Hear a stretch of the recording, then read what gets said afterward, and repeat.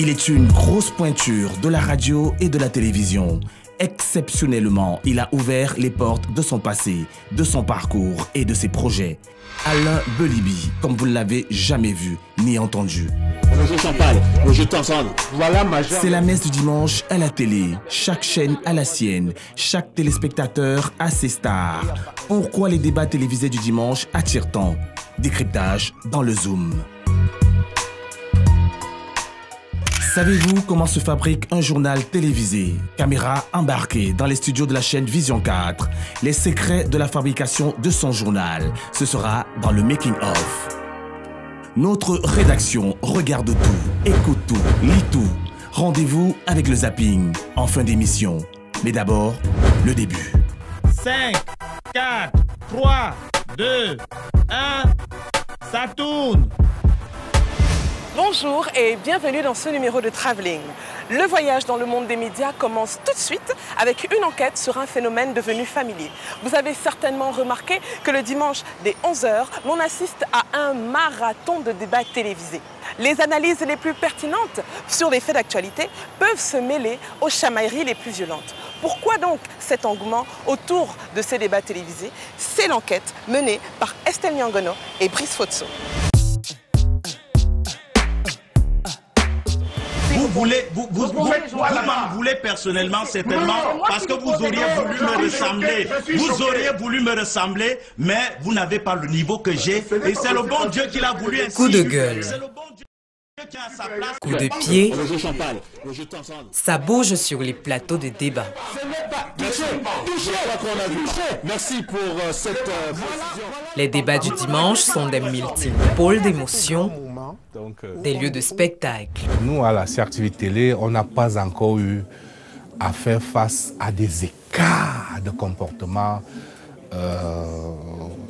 véritablement, on va dire, anormaux, hein, qui sortent complètement de la bienséance. Lorsque des émissions attrapent tout, on peut également donc s'attendre à ce qu'il y ait des comportements, des dérapages qui sont tout à fait dommageables pour la mise en scène, pour la production du débat télévisé.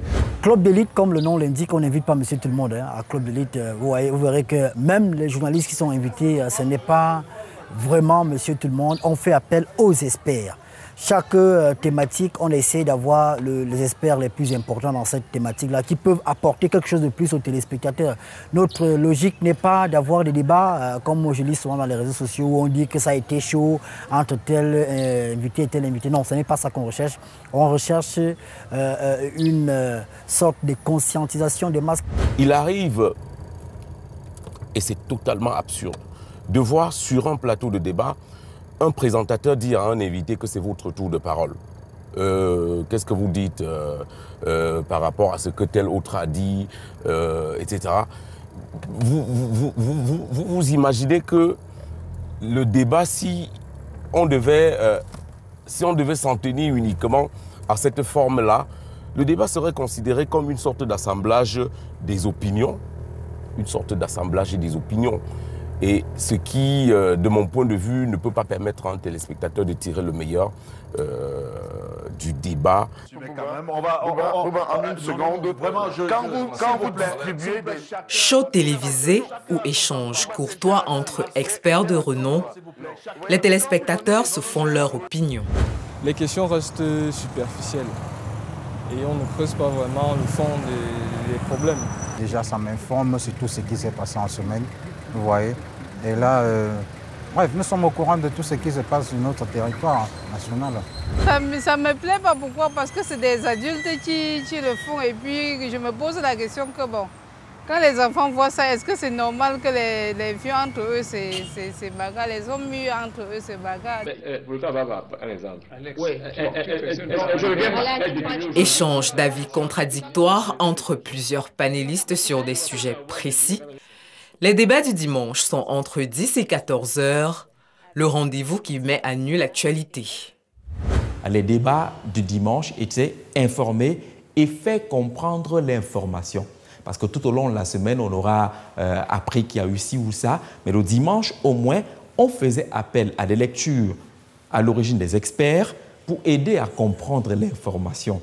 Parce qu'informer, c'est bien, mais faire comprendre l'information, c'est mieux. Les débats marquent un temps fort du point de vue temporel, en ce que le dimanche permet de revisiter l'actualité de la semaine et de faire des projections sur la semaine qui commence dès le lendemain. Canal Presse, c'est un peu le reflet de l'actualité de la semaine.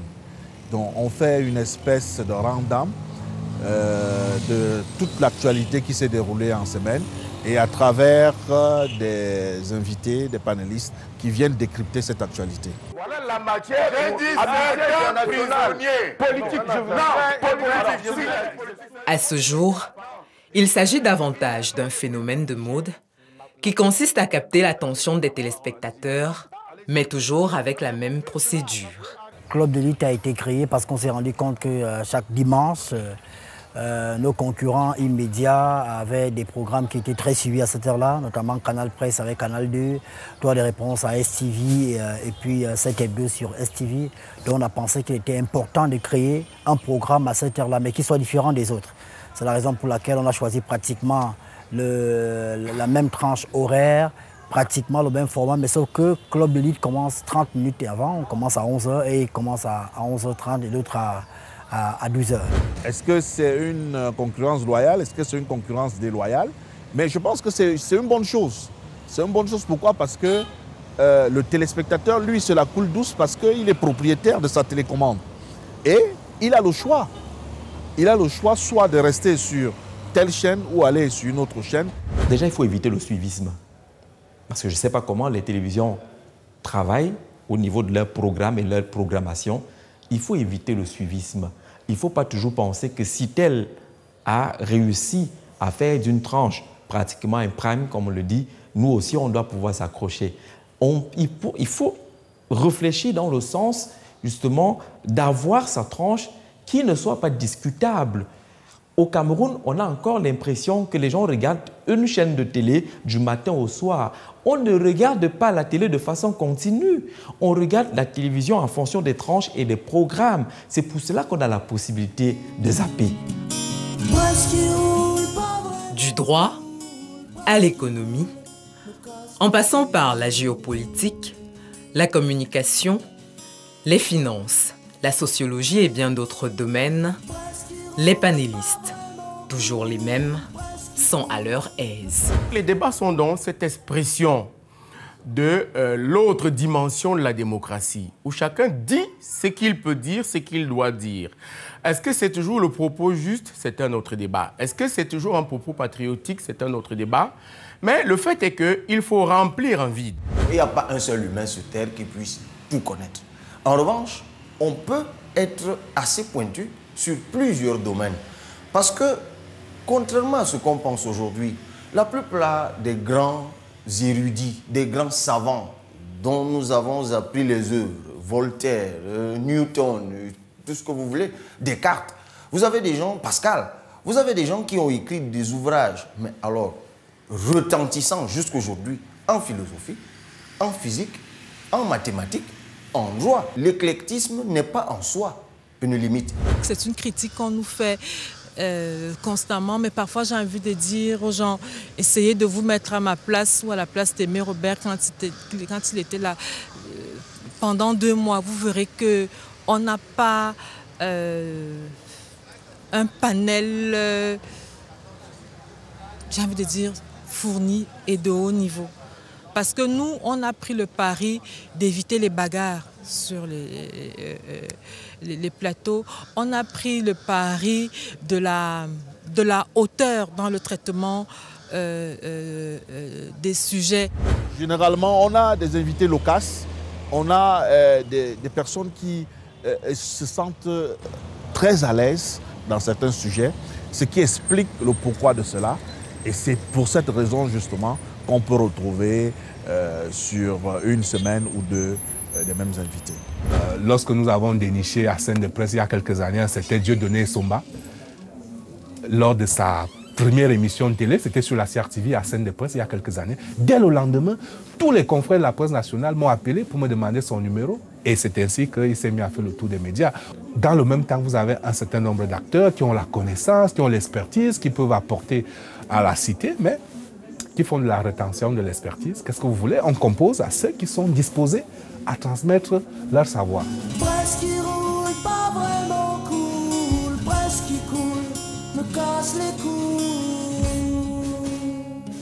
Si vous avez un Mathias Eric Onanguini qui, le dimanche d'avant, était sur un autre plateau avec une autre chaîne de télévision, si avec ce Mathias Eric Onanguini, vous abordez un nouveau sujet, avec de nouveaux angles, avec un présentateur qui a préparé, qui a trouvé les statistiques, qui a trouvé des éléments de contexte documentation et qui connaît le sujet, je vous assure que vous ne verrez pas le même Mathias Eric que celui que vous avez regardé sur une semaine sur un autre plateau.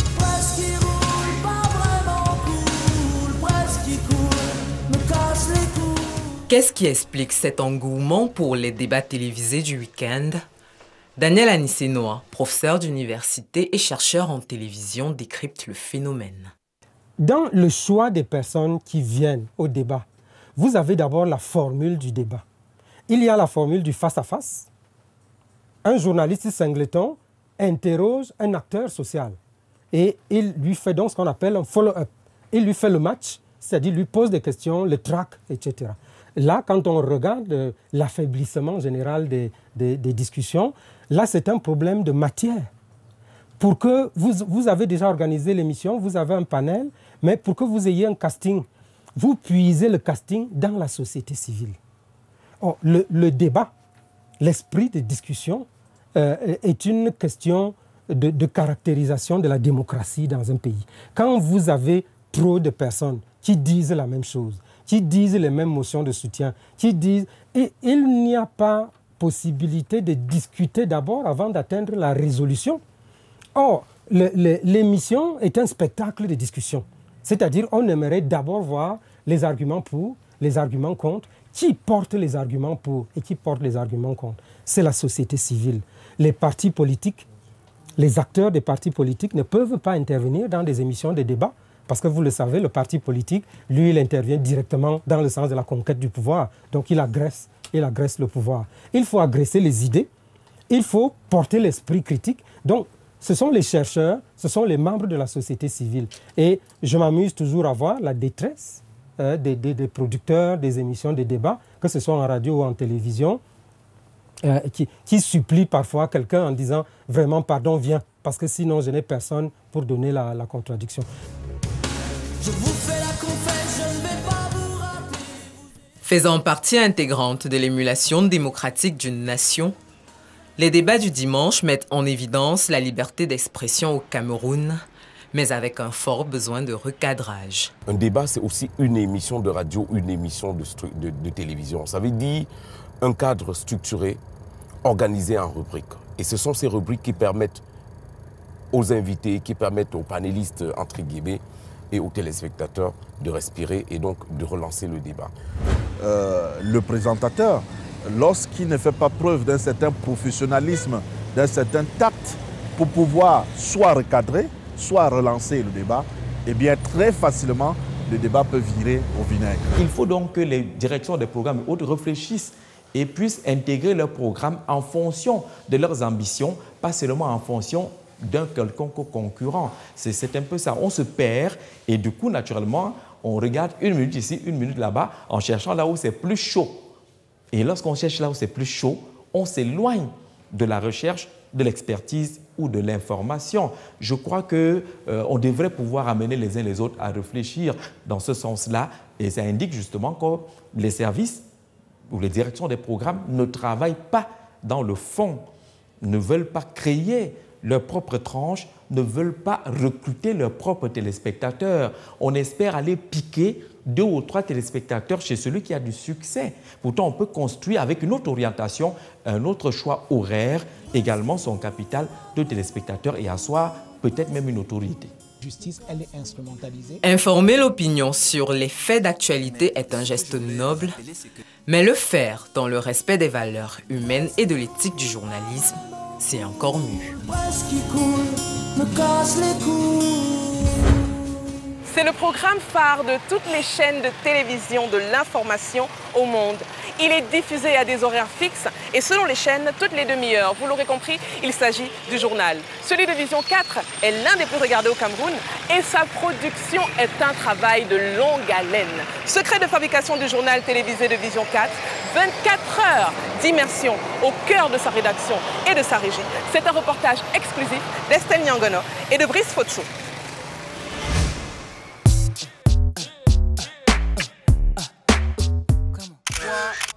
Ah ben, à fois, ah ben, elle est zéro. Il est temps qu'on passe à la peu, que ça se passe pour le gros via le son, ça calcine,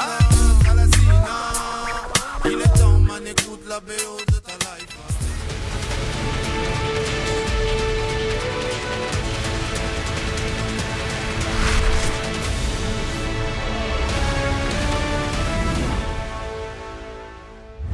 Le journal de 20 heures de la chaîne de télévision Vision 4 est l'une des éditions d'information au Cameroun s'inscrivant dans la sphère du panafricanisme.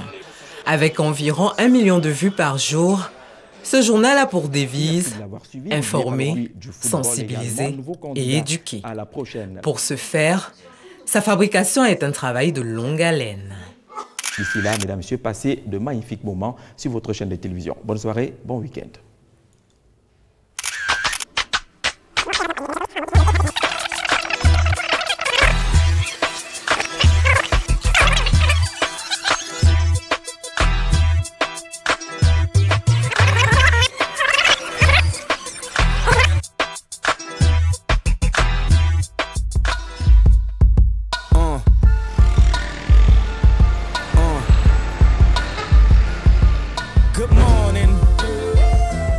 Tout commence à 6 heures, lorsque celui qui incarne le JT 20 de Vision 4 fait son entrée au siège du groupe L'Anecdote, Sizo Kartine Sam, à Yaoundé.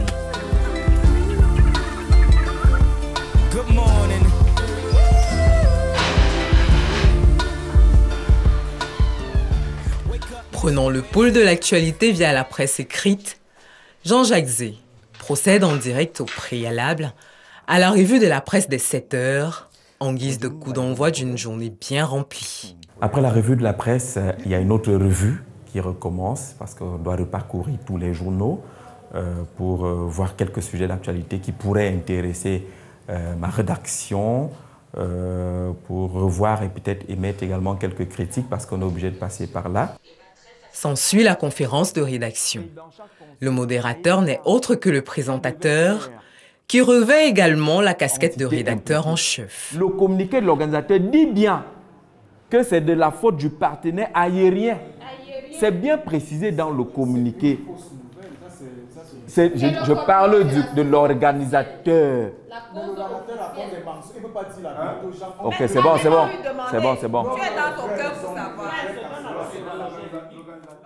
L'objectif ici est de faire le point sur l'édition du journal de la veille, de meubler le journal du soir et d'attribuer les sujets aux journalistes qui se déploient sur le terrain. Avec tout ce qui entre dans le cadre d'une conférence de rédaction normale, les reporters vont sur le terrain, il faut faire le suivi. En même temps, il faut s'occuper des tâches administratives de façon assez intense quand même, jusqu'à 16h, 17h. À 17h, on s'arrête pour faire le point maintenant par rapport au journal de 20h.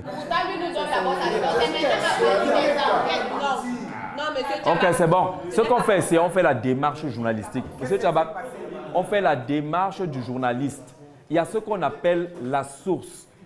Dans un événement, chacun dit sa part. Toi, ton travail n'est pas de dire que tel manque.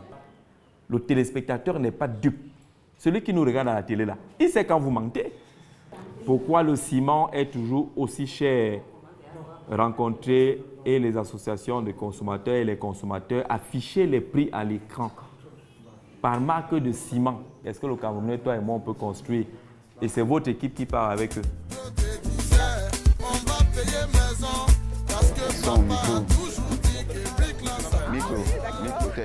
C'est bon. Qu'on peut avoir ces prix, est-ce qu'on peut aussi savoir pourquoi ça n'a pas marché? Le prix du sac de ciment de 50 kg. Par exemple, ce matin-là, nous suivons Cyril Michel Tchungi. Il réalise un reportage sur le prix du ciment. Il est donc question de rencontrer d'abord la Ligue des consommateurs pour donner son avis sur le sujet. Et puis nous devons rencontrer l'homme de la rue qui doit aussi nous dire comment il apprécie les prix du ciment au Cameroun. Et après cela, on doit faire le tour des quincailleries de la ville de Yaoundé pour essayer de voir le ciment qu'on propose et les différents prix.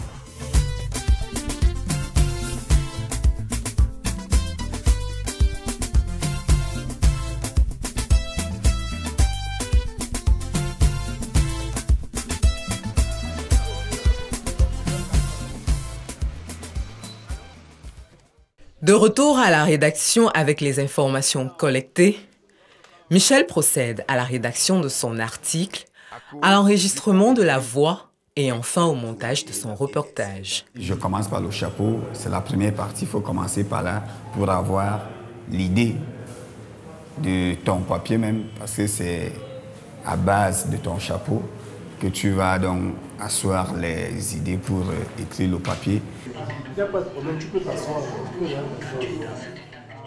Il est 19h. À quelques minutes du journal, la pression monte.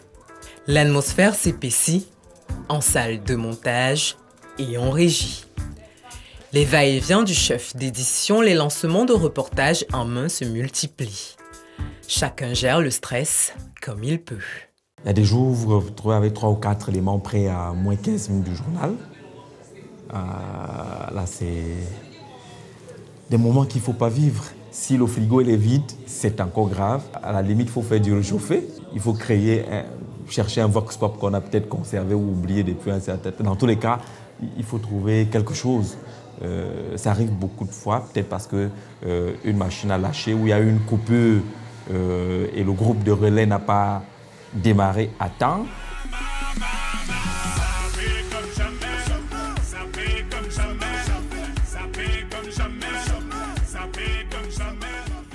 Du tiroir à cravate, à la musique.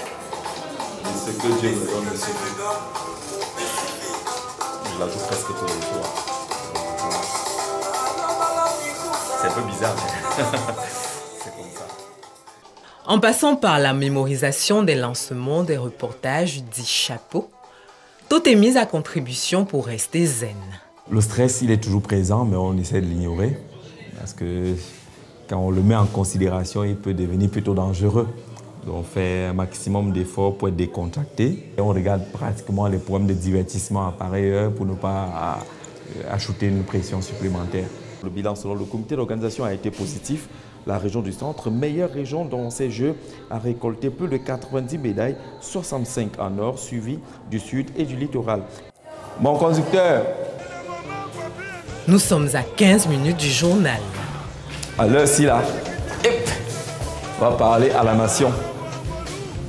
Après quelques vérifications d'usage, direction le plateau, où nous remarquons l'absence d'un téléprompteur, dispositif fixé sur l'axe de la caméra, permettant au présentateur de lire son texte. Sans prompteur, on essaie d'avoir son prompteur dans l'esprit, dans la tête. C'est un peu compliqué d'expliquer. On ne l'a pas de façon physique, mais le travail qu'on fait à la base et au préalable permet justement de mémoriser, entre guillemets, pratiquement les chapeaux et autres. C'est pour cela que pour réussir cette petite magie, il faut avoir participé justement à toute l'élaboration, toute la préparation du journal. À 1 minute du direct, la pression monte en régie, comme sur le plateau. La concentration est de mise.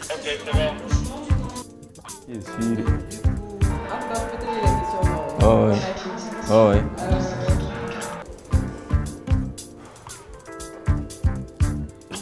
Et à 20h, le journal est lancé.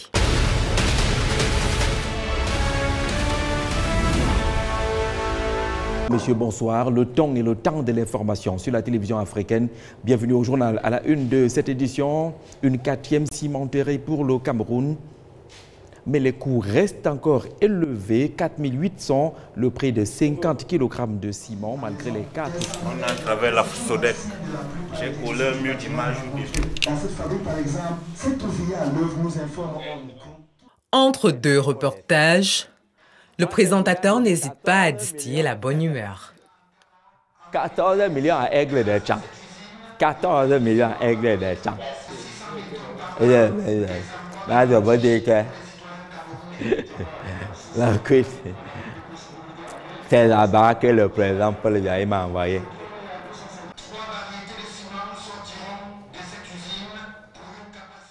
Et c'est ici que se referme cette édition du 20h. Au nom de toutes les équipes techniques et rédactionnelles, on vous dit merci de l'avoir suivi. N'oubliez pas le rendez-vous demain à 20h avec Parfait Haïti et toi. C'est également l'occasion d'interroger le présentateur sur sa signature, qui consiste à regarder sa montre à la fin du journal. Déjà, c'est normal de regarder une montre, de vérifier qu'on a tenu dans les délais. Vous voyez que parfois, on fait toujours un petit geste lorsqu'on observe qu'on aura été un peu plus loin par rapport au timing. Mais après, c'est devenu un exercice tellement ordinaire que certains pensent que le geste est finalement devenu une signature.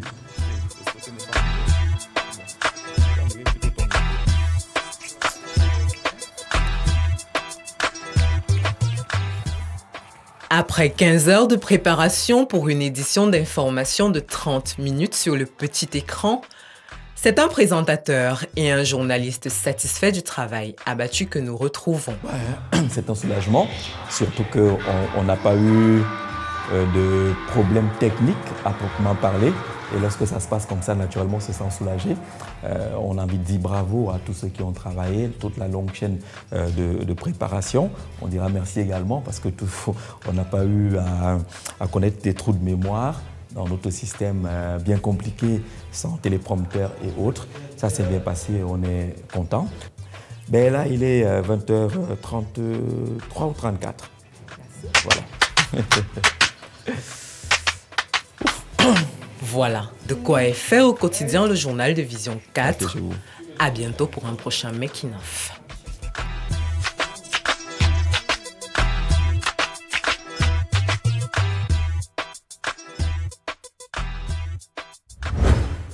Il est considéré comme une des plumes et une des voix les plus exceptionnelles du paysage audiovisuel camerounais.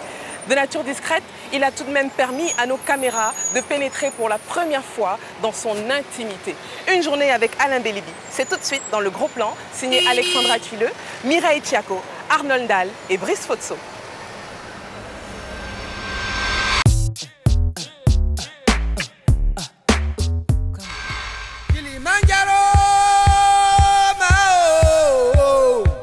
Pour beaucoup de jeunes journalistes, c'est une référence. Pour moi, évidemment, c'est une référence. C'est quelqu'un qui connaît son métier, qui sait parler français.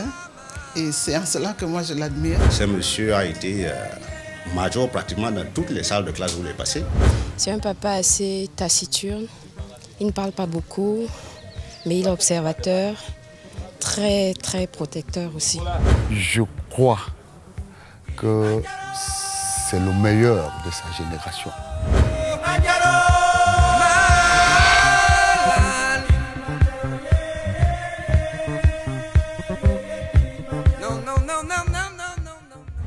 On ne parle plus que de ça, la prospérité, le bonheur, la santé, la joie, la réussite, l'amour, la paix, le succès.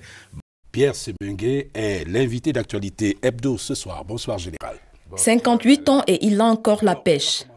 Il suscite admiration, étonnement, inspiration. Plus de 30 ans de succès, d'épreuves, d'anecdotes et toujours de professionnalisme. Pendant une journée, Alain Bélibi a livré l'homme, le professionnel mais aussi le génie dissipé qu'il l'a été. 6 heures du matin, en route pour son domicile.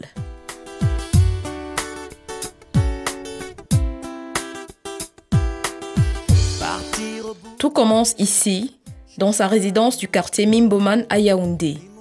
Les déserts ne pourront pas t'arrêter. Tout au fond de ton âme, Il veille à ce que chacun reçoive une part de câlin.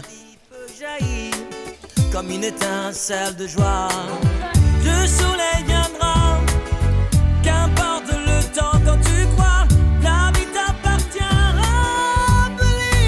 I believe in you. Oh yeah, I believe in. Assez vite, il quitte la peau de père et de papy pour revêtir celle de directeur.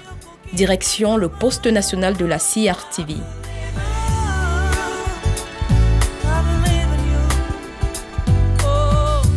C'est aussi le moment où il est relativement détendu pour parler de sa famille et des souvenirs pesants. Père de 4 enfants, c'est-à-dire mes enfants, ceux à qui j'ai donné naissance. Mais autour de moi, il y a de très très nombreux enfants, des neveux, des nièces, les fils et les filles de quelques amis disparus qui sont autour de moi. À ses côtés, il y a aussi son épouse. C'est une femme extrêmement discrète. Et je crois qu'elle ne brandit pas son mari. Elle ne s'en sert pas comme d'un passeport, non. Elle est très discrète. Je crois qu'il y a même certaines de ses collaboratrices qui ne savaient pas qui était son époux. Au réveil, j'écoute la radio. J'écoute notamment depuis quelque temps la matinale de la CRTV Radio que j'ai mise en place et que je considère comme étant mon bébé à partir de 9h pour avoir une idée de l'actualité internationale. J'écoute RFI. Vous pensez à mes amis, pays que j'ai laissés et trouvé un fidèle écho. La disparition de mes parents, mon père, ma mère, mon frère, est restée gravée dans mon souvenir. C'était des moments extrêmement douloureux et ça reste des moments douloureux. Je viens de mon village où je suis allé faire bénir les tombes. Et en bénissant les tombes, c'était comme si c'était les obsèques de mes parents. C'était un moment plein d'émotions, un moment difficile. À travers cette immensité, un film relie au passé. C'est la force de vos pensées qui me fait avancer.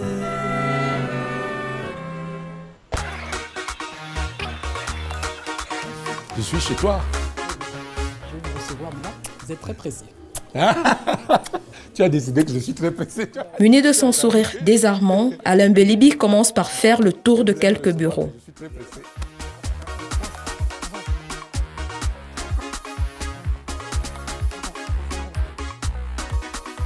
Ce matin, lui, directeur central de l'antenne radio de la CRTV, doit présider une réunion.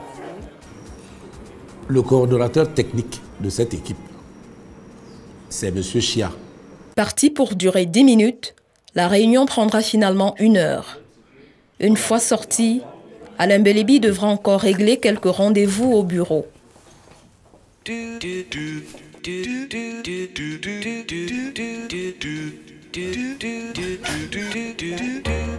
Blanche, je réponds à une interview. Enfin, l'espace confidence. Sur son rêve d'enfant d'abord et d'écolier dissipé aussi. J'ai eu la chance d'être brillant à l'école primaire comme dans le secondaire. Je n'avais pas besoin de faire un effort particulier et j'en abusais un peu. Souvenir, souvenir. Déjà jeune, il rêvait d'autre chose, par envie et par défi. J'ai voulu devenir médecin parce que j'ai été très malade quand j'étais au cours moyen 2 et que à cette époque-là, je me suis lié d'amitié, si on peut dire, avec mon médecin traitant qui, à ce qu'il disait, je le répète, estimait que j'étais un enfant extraordinairement intelligent. Donc il venait bavarder avec moi chaque fois qu'il avait terminé sa ronde. Maintenant, je me disputais un petit peu avec mon père de temps en temps. Et il avait pour moi des mots quand il regardait mon bulletin de notes. Il me disait, écoute, toi, tu peux faire que les langues. Tu ne peux pas faire les mathématiques. Ça, c'est au-dessus de toi. Et quand je suis passé en seconde, je lui ai dit, je vais te montrer que je peux faire ce que je veux. C'est comme ça que je suis allé en terminale C, en classe de seconde D, puis première C et terminale C. Le journalisme s'est finalement imposé, non sans balbutiements. J'ai fait, pendant que j'étais en terminale au lycée Leclerc, un premier concours. C'était le concours d'entrée à l'Institut africain d'informatique, qui correspondait un petit peu mieux au profil d'un étudiant de C. Mais par inconstance précisément, le concours qui durait 3 jours, je suis allé les 2 premiers jours, le 3e jour, je suis tombé sur des camarades de classe qui m'ont dit « Qu'est-ce que tu vas aller faire à Libreville ?» Donc je n'ai pas continué. Nous sommes en 1978. Alain Belibi entre major de la 8e promotion de l'École supérieure internationale de journalisme de Yaoundé, avec pour camarades de banc Denise Epoté, Michel Ndjok Abanda, Charles Ndongo. C'était, si je ne craignais pas d'être immodeste, c'était une promotion dorée, effectivement. C'était une promotion dorée.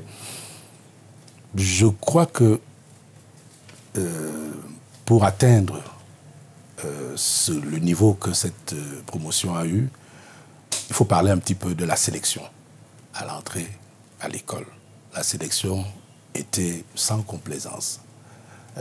Nous étions 3 ou 4 milliers à nous présenter à ce concours et il y avait une quinzaine de places. Mais je crois qu'il y avait également dans cette promotion des étudiants qui avaient envie de se surpasser. Aussi loin que je me souvienne, je me rappelle que c'était quasiment à chaque devoir fait en classe ou sur le terrain, c'était un concours pour dire moi j'aurai la plus belle note. C'était une très belle ambiance et je crois que ça nous a marqué et ça nous a permis de devenir ce que nous sommes devenus. Souvenir, souvenir, des départs dans le matin où le soleil semblait rire. Je crois que parmi les grands souvenirs que j'ai eus à l'ECJ, il y a le fait d'avoir eu comme enseignant quelqu'un qui, à mes yeux, est un grand maître, qui est peut-être le plus grand journaliste que j'ai jamais côtoyé, qui s'appelait Henri Bandelot. J'écoutais tout petit les émissions de Henri Bandelot à la radio. Il ne m'était jamais passé à l'esprit que je pouvais le côtoyer. Donc il a été mon enseignant, je crois que ça marque. En 1981, à 22 ans, Alain Belibi rejoint Radio Cameroun. Aujourd'hui encore, il garde quelques souvenirs de ses premiers pas. C'était au lendemain de l'accession au pouvoir du président Paul Biya, en 1983 ou 83, oui. Le ministre de l'Information et de la Culture à l'époque s'appelait François Senghako. Il a demandé que les hommes de radio, Radio Cameroun, écrivent une série d'éditoriaux sur un sujet, je ne me rappelle pas lequel, une série d'éditoriaux. Et ces éditoriaux passaient sous sa plume. C'est-à-dire qu'il les relisait et sélectionnait ceux qui, à ses yeux, méritaient de passer à l'antenne. Alors, bien qu'ayant 1 an de profession, j'ai écrit mon texte parce que tout le monde devait se plier à l'exercice. Et il est revenu du ministère avec la mention de M. François Senghako, excellent texte à diffuser en urgence. Et donc, ça ne s'oublie pas ça aussi. Pour son plus grand bonheur, il était sous l'encadrement des aînés, ceux qu'il appelle les têtes pensantes de la rédaction à l'époque. De Germain Malam, c'était la rigueur dans l'écriture. Les textes de Germain Malam étaient des textes qui étaient dénaturés si vous changiez une seule phrase. C'était extrêmement rigoureux. De Jean-Claude Autou, la scénarisation de l'information. C'est-à-dire que Jean-Claude Autou ne se contentait pas de vous dire ce qui s'est passé. Il le mettait en scène et vous aviez l'impression de participer vous-même à l'information qu'il vous donnait. Il y avait Gervais Mbarka, dont la tête foisonnait d'idées, n'est-ce pas? Je me rappelle que le 6 novembre 1982, il a écrit un texte inoubliable qui ne comportait que des questions. Que des questions. Pendant 1 minute et demie, le texte de Gervais Mbarka ne comportait que des questions. Combien étaient-ils aujourd'hui dans les rues de Yaoundé? D'où venaient-ils? Que se passait-il dans leur tête? Connaissaient-ils Paul Biya? Ça va? Sa vie de reporter, il la vivra aussi au service des sports de la télévision, une fois qu'elle sera créée. Ça va? En toute humilité pour ses compétences en la matière. J'ai réunion avec toi, non? J'ai été nommé chef du service des sports à la télé, pas exactement pour des raisons professionnelles, c'est-à-dire que je n'avais pas d'antécédent dans le domaine de la couverture des événements sportifs et je n'avais même pas le penchant, même pas, je crois, les capacités qu'a un bon reporter sportif. Mais j'ai été nommé à ce poste parce que le directeur général qui avait appris ma réputation de fermeté en salle de rédaction estimait que j'étais à même de remettre de l'ordre dans ce service qu'il estimait un petit peu aller dans tous les sens.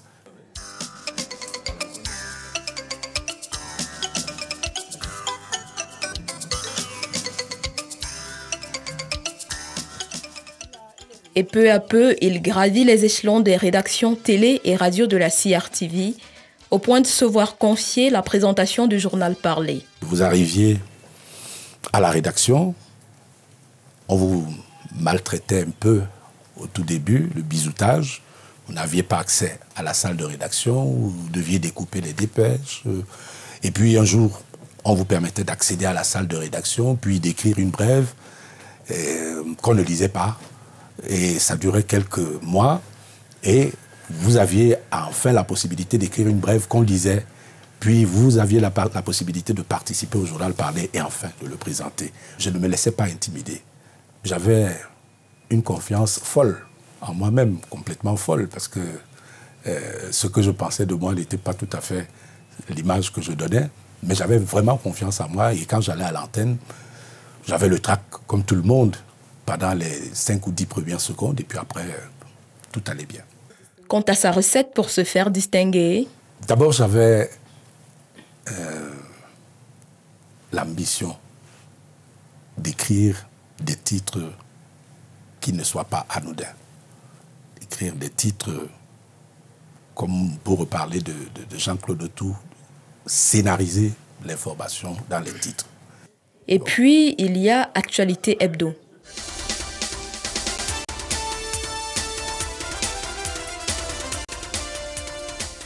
Ce programme qu'il ne se lasse pas de regarder et d'améliorer. Là, c'est l'écrivain Guillaume Oyonombia, un des invités qui l'a marqué. On ne l'avait pas invité, cet écrivain-là, au Salon du Livre, ce que je trouve scandaleux. De mon point de vue, c'est le meilleur de tous les écrivains du Cameroun. Et il est mal en point, il est très malade. Personne ne s'occupait de lui. Alors je l'ai invité à cette émission. On a dû, de toute urgence, dépêcher une mission avec 2 ministres pour aller le voir, pour essayer de réparer. D'autres sont également restés dans son esprit.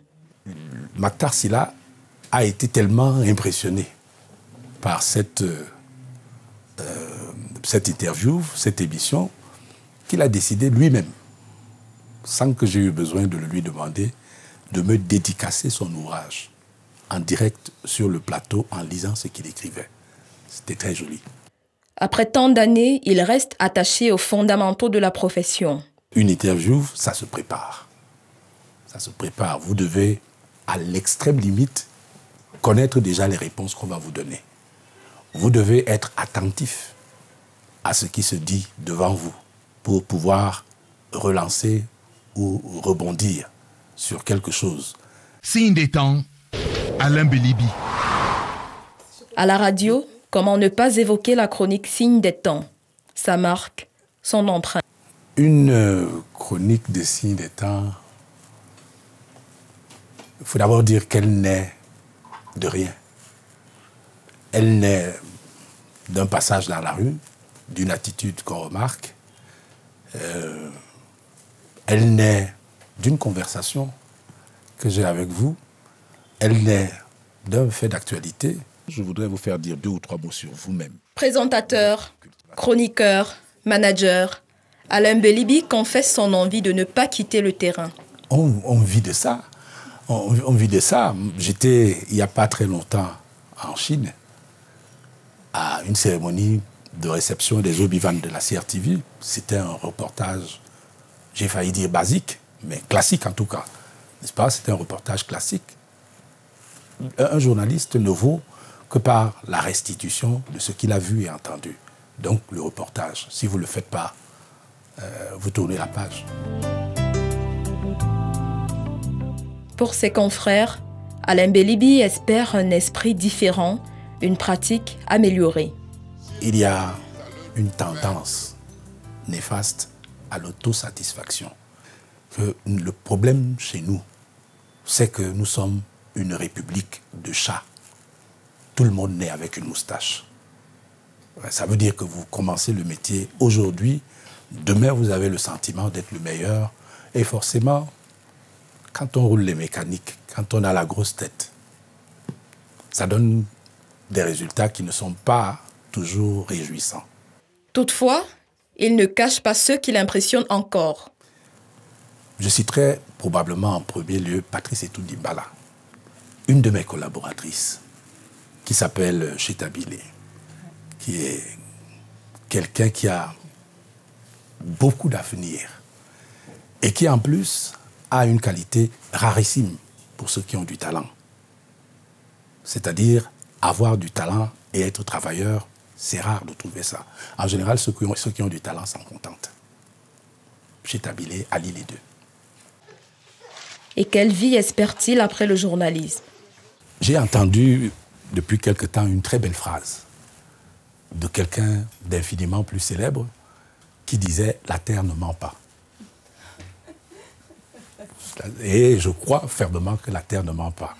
Et que le moment venu, aller dans sa plantation, voir grandir ses plantes, voir passer ses bêtes, c'est quelque chose qui doit être très très passionnant.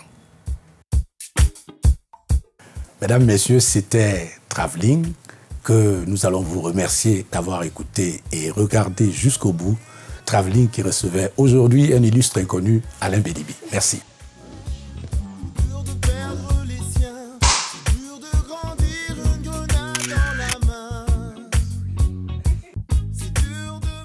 D'un sourire chaleureux et d'une générosité sans limite, Alain Belibi est donc ainsi, entier, heureux et toujours vrai.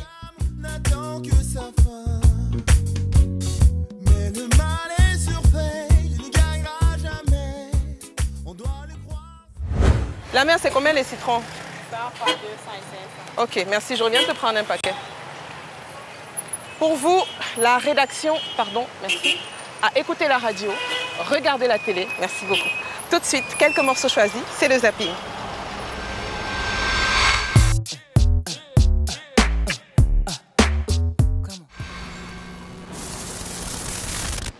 Pendant que vous y êtes, acceptez qu'on vous viole aussi un jour à Douala. Mais vous me l'avez promis, non? Mais on a vu également des images comme ça, peut-être même plus pire. Vous avez un fils de 5 ans, non? S'il vous plaît. Vous verrez.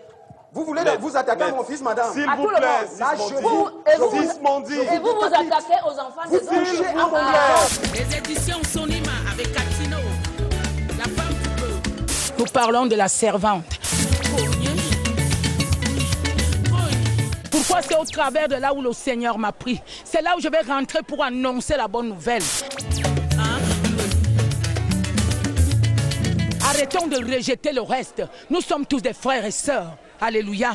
On se calme. Oui. Maître, je vous en Parce prie. que vous ne faites pas l'exception. Ce n'est pas l'exception. le but. Ce n'est pas le but. Vous n'avez aucune valeur particulière. Vous êtes en face d'une femme qui est juriste et qui ne sait pas ce que c'est que la criminalité. La criminalité, c'est ce qui est puni par la loi, madame. Voilà mon professeur de droit. Regardez-le bien, il va m'apprendre le droit, Sismondi. Mais regarde-toi un peu de modestie. Maître, s'il te plaît. Ah non, tu me l'as amené ici, c'est pour qu'on fasse la guerre. Je ne suis pas contre la guerre.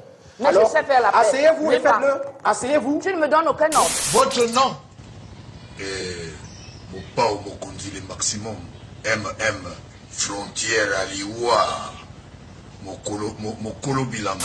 Chamukwale Yakope Zambongo. Loi. Chamukwale Yakope Zambongo. Ah oui. Je connais. Il y a une partie dans la chanson où vous chantez.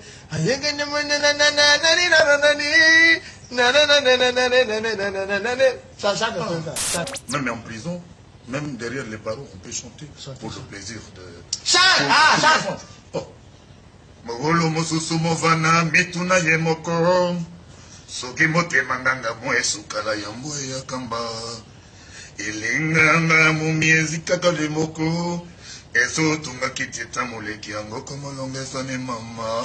Amama Ça va? Un métier pas facile à filmer. Bonjour, s'il vous plaît.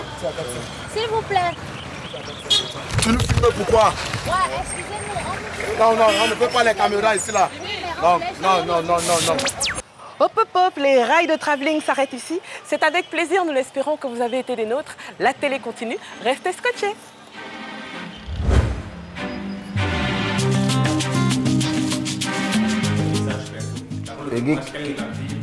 Quitte le champ.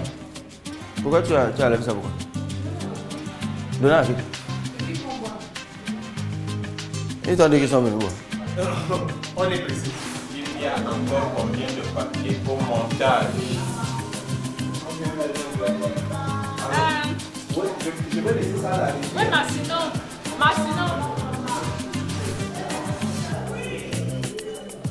Tu vois, les caméramens là, en même temps on fait une émission sur moi.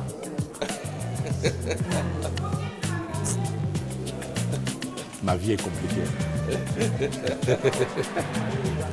Alors pourquoi cet engouement autour de ces débats télévisés? C'est une enquête menée par Estelle Nyangono et Brice Fotso.